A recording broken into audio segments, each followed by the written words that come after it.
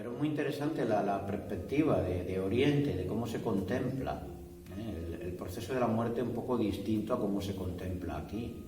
Entonces esa preparación, si la vamos haciendo, va a ser mejor. No es triste.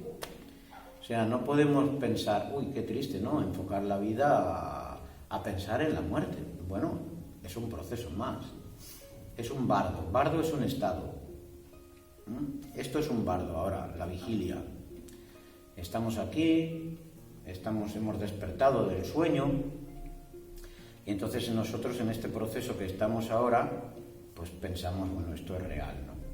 Esta es mi casa, esta es mi gimnasio, mi escuela, yo vivo aquí, soy tal, me llamo de tal manera, tengo esta forma en el espejo cuando me miro, ¿no?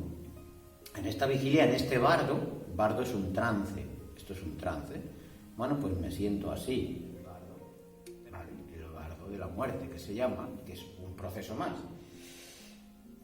para poder orientar a ese espíritu que no se quede atrapado con el cuerpo físico y pueda continuar su viaje hacia donde le toque, a esa evolución.